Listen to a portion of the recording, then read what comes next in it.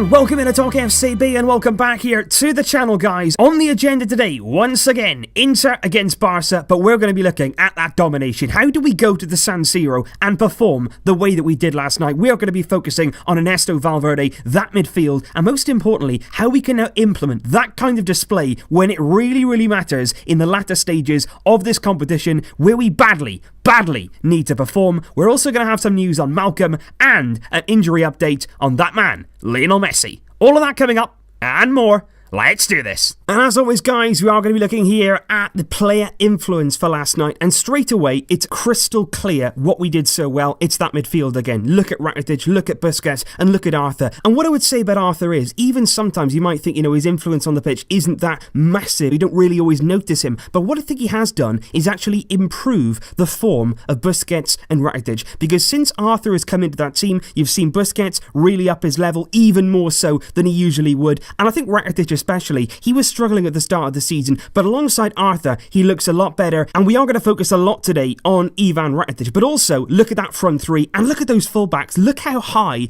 up the pitch they are. You would think that there is a home game. You would think it's a home match. We're so far up the field. Look how high that line is. Longley and Piqué right up the pitch, really going for Inter. It's so aggressive. It is so brilliant, and so brave to go away from home, set up like this, and play excellently. And now, guys, I want you to have a look at this. And you know what that is? That's the player influence for Roma against Barcelona in the Champions League quarterfinals at Stadio Olimpico, when we absolutely crumbled under the pressure and went out of the Champions League. Now, under Valverde, that is the one thing I've never wanted to see again. That performance really does haunt me, and I was so scared that we might see it again. But has he learned? Because look at the difference. Look at the colossal difference between those two teams. Look how far back in the field you are here with that Roma game. Look how deep they are in the pitch. You've got Piqué, you've got Umtiti, so deep in their own half. You've got Busquets, who's nearly alongside them, making a back three. Even the fullbacks, they're hardly advanced. And look at our forward line. It's nowhere to be seen. Suarez is nearly on the halfway line. His average position is nearly inside his own half. Messi there is our highest player, and even he is hardly into the Roma area. Compare that to yesterday. Look at those front three. They're high, they're pressing, they're showing that intensity, they're showing that will to score. They want to score, they want to be aggressive, they want to attack. That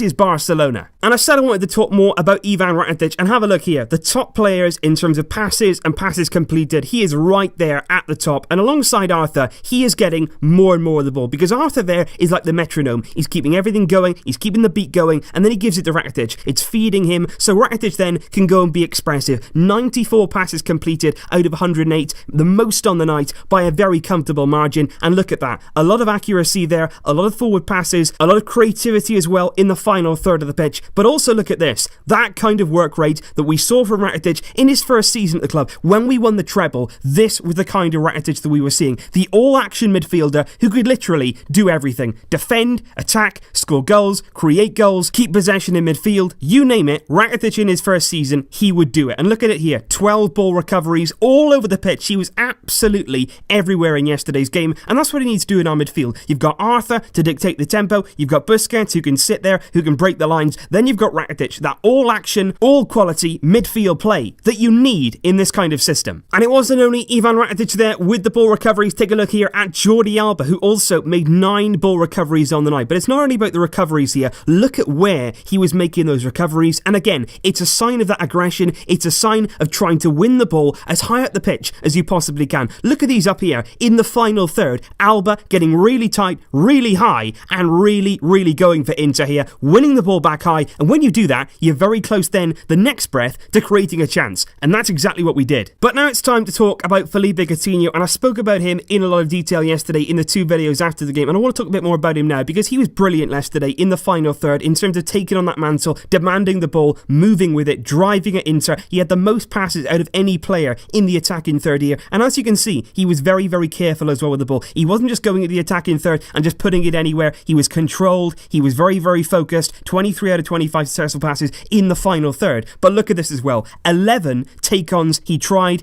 8 he completed. 8 take-ons in 90 minutes is really, really impressive. That's nearly 1 every 10 minutes. And every time a player got near him yesterday, as the game went on, they were getting more and more scared of closing Coutinho down because he was getting the ball, he was so confident, and he was just spinning them. He was getting away from his man, he was driving at the heart of Inter, and in that creative role yesterday, a bit more central, he got a lot more of the ball, a lot more service, and boy, he did a lot more with it. And just quickly, guys, before we move on to the likes of Malcolm and Ernesto Valverde, and also some news on Lionel Messi, I want to do this, and I don't often do this in Barcelona videos, but I want to talk about one of our opponents yesterday, and that's Milan Skriniar, the Inter Milan centre-back. We've been linked with him a lot. I have to say, over the past few years, he's grown and grown and grown in Serie A. We have been linked with him with that vacant centre-back role that we eventually want to bring one in. Skriniar has been linked, and yesterday, he was absolutely sensational. He was really good at the Camp Nou, but at San Siro yesterday, he was magisterial in defence. 6 out of 7 yesterday, successful tackles. He marshalled Suarez really well. In 1v1s, he was nearly impossible to beat there yesterday. Fantastic. Clearances here, 5 out of 5. He's always commanding in the area. He always clears his lines. He senses that danger. He smells the danger. And as a centre-back, that is absolutely vital. He was so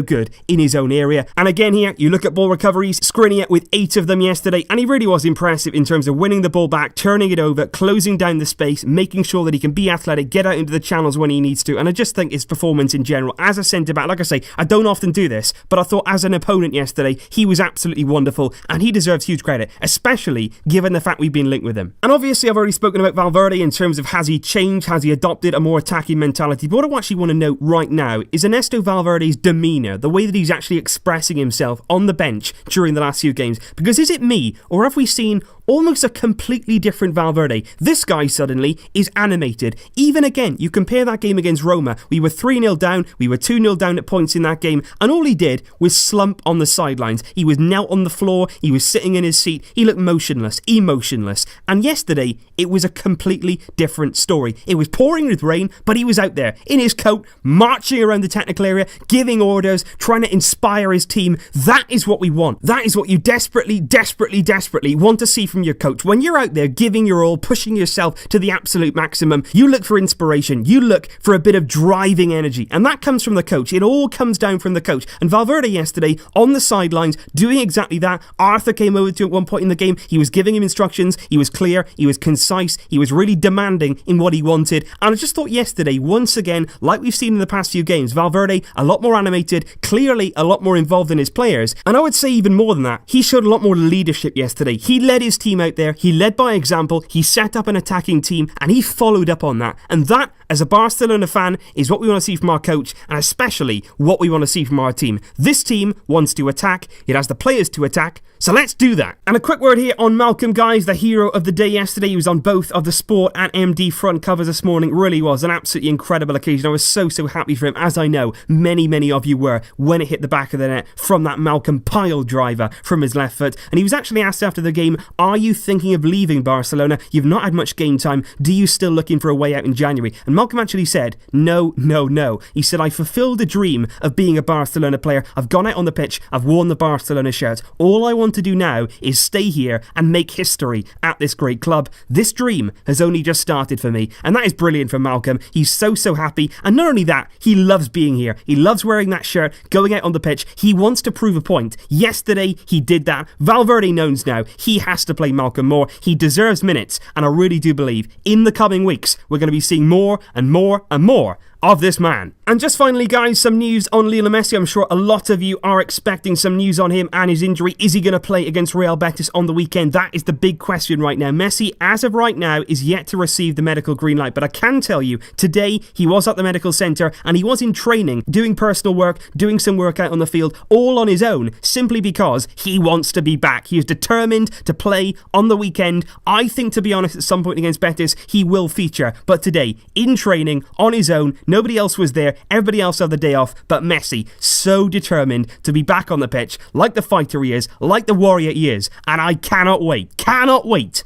to see him back. So that is basically it from today's video, guys. My final thoughts on the Inter versus Barca game. A game that we drew in the end, but certainly a game that I really enjoyed. Watching us be aggressive, watching us take the game to our opponents. That is what you want to see as a Barcelona fan. But leave your thoughts and your comments down below, guys. I will see you soon with more videos. Thank you for joining me. But until then, as always, Visca el Barça.